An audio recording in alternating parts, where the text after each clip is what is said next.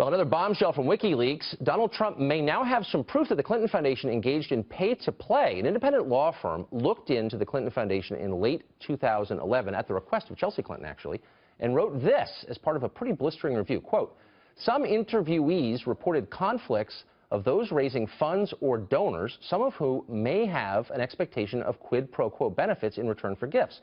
That's pay for play, in other words. Former U.S. Ambassador to the UN, John Bolton, joins us now. Ambassador, thanks for coming on tonight. So this strikes me as one of those nuggets in the vast trove of WikiLeaks data that kind of jumps out at you, and, you know, that's kind of the smoking gun, no? Well, this is potential criminal activity, let's be clear, and it's not just the pay-for-play aspects.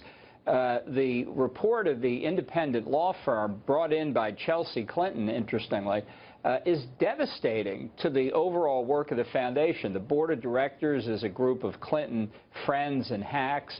They meet once a year. The minutes of their meetings are copied from year to year. The outside auditor has been complaining about the accounting methods that the Clinton Foundation used. And then on top of it, you see all these activities in connection with donors expecting quid pro quos, not from the Clinton Foundation, right, obviously, but from the government of the United States. So this is not staff chatter and emails. This is the lawyer who headed this up is a heavyweight in the field. She's one of the acknowledged experts. Comes from a respected and well-known law firm. This is a devastating report, not just from optics point of view, right, but from legal compliance. It's very serious. Right. I mean, it's not something that Breitbart cooked up. I mean, this is a review that they asked for. And I guess the most ominous part of this, as you alluded to a minute ago, is that the people in question, the ones who expected a favor in return for donations, in many cases were foreign governments.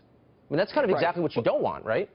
Well, this goes to what I think is the biggest problem that Hillary Clinton has here. You know, having gone into the government myself many times, anybody would tell you that it's an arduous process to separate your former private life from your government life. It's not quite like going into a monastery, but it approaches it in the kind of separation you have to make. They made no separation. You can't tell where the Clinton administration, sorry, Freudian slip, the Clinton State Department leaves off and the Clinton Foundation begins. You've got Cheryl Mills in some of these emails involved in nitty-gritty internal Clinton Foundation management matters when, by law, she's supposed to have one job, working for the State Department. Right. So that's the kind of thing, you know, if the Attorney General of the state of New York were anything other than a political hack, I would take this outside expert report and say, what remediation did the Clinton Foundation make in the past 5 years? What have they done to avoid these kinds of problems? That would make for an interesting investigation. Yeah, don't hold your breath. You'll pass out if you do.